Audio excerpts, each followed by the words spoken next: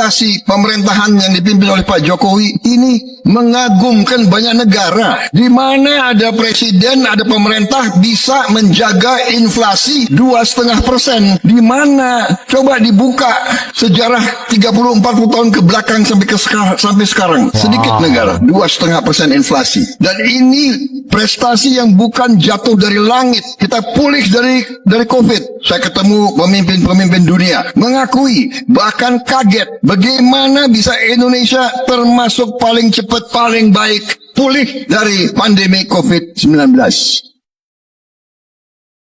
Itulah faktanya teman-teman ya. Kenapa? Karena leadershipnya Pak Joko Widodo. Saya saksi, begitu COVID-19 hampir semua menyarankan ke Pak Jokowi lockdown total. Dan banyak negara melaksanakan lockdown total. Beliau mungkin punya insting, beliau tolak. Beliau tidak mau lockdown. Kalau lockdown, bagaimana rakyat kita?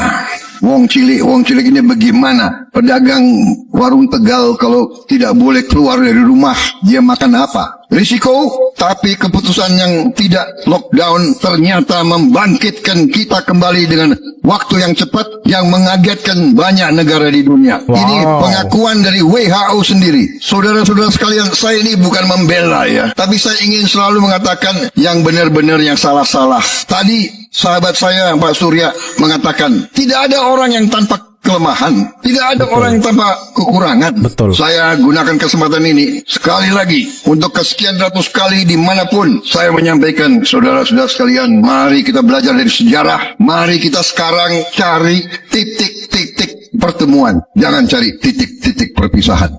Keren banget. Dia lama menjadi kader partai politik besar di bangsa ini, yang di sana dia melatih pengetahuannya. Perjumpaan-perjumpaan Mas Gibran itu sudah melampaui perjumpaan-perjumpaan anak-anak muda pada umumnya.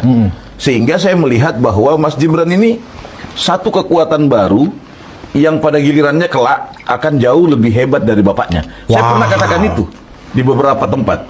Karena dia sudah pernah melihat cara kepemimpinan. Dia melihat cara kepemimpinan bapaknya, dia melihat cara kepemimpinan Pak Prabowo. Saya meyakini satu hal, manusia ini mampu mengkomparasi dua kelebihan yang dimiliki oleh Pak Jokowi dan Pak Prabowo. Mas Gibran ini ya duplikasi dari kedua orang ini, menurut saya gitu. Dan ya lagi-lagi tipikalnya ya tipikal kita ini kan cenderung suka euforis, Mas, kita ini. Kita menganggap orang pintar itu dari kemampuan dia berbicara gitu. Jadi, dia ini hebat, kenapa? Cara bicaranya coba lihat. Iya. Kan kita punya suka dengan hal-hal yang casing gitu. Casing doang. Kayak Rocky Gerung ya kan? Mengetahui isi dalamnya ini sebenarnya parah banget ini. Nah, Mas Gibran bukan tipikal orang seperti itu. Yang memang kelihatan punya inner beauty, cara dia menyampaikan apa bahasa-bahasa kampus, bahasa-bahasa intelektual, tidak seperti itu. Dia memang pekerja. Dia memang apa namanya taktis ya, kemudian selalu solutif begitu. Itu yang saya lihat, bahwa bangsa ini ke depan tidak lagi membutuhkan orang yang omon-omon gitu.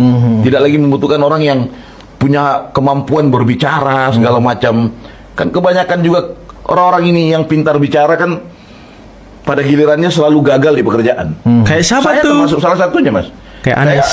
Senantiasa dianggap beberapa teman punya kemampuan diplomasi, tapi administrasi saya kacau. Hal-hal yang bersifat kerja-kerja yang teknis saya pasti kacau. Kalau konsep-konsep aja kita jago, Mas. Tapi kerjanya pasti kita gagal. Nah, Mas Gibran ini bukan tipikal orang seperti kami ini. Dia punya kemampuan operasi dengan caranya sendiri. Dia tahu cara menyelesaikan masalah. Dan itu dia buktikan dari kerja-kerja selama ini. Sehingga menjadi wajar kalau beberapa lembaga survei kredibel kemudian merilis hasil survei angka kepuasan publik terhadap 1 tahun kinerja keduanya. Seperti itu. Di atas 70% itu secara hasil riset itu luar biasa. Yang kecil, luar biasa. Luar biasa. Mudah untuk mencapai tingkat kepuasan publik di angka 71% untuk. Dan kalau bukan Mas Gibran wapresnya, nggak mungkin capai 70%. Nah, kan logikanya. Berarti begini, selama ini kan para haters ini, para keledung ini selalu menarasikan bahwa antara presiden dan wakil presiden itu sudah jalan sendiri-sendiri lah. Pak Prabowo berusaha untuk membuat Mas Gibran jauh, bisa sampai ditugaskan ke Papua, ke Kalimantan, ke IKN kan gitu.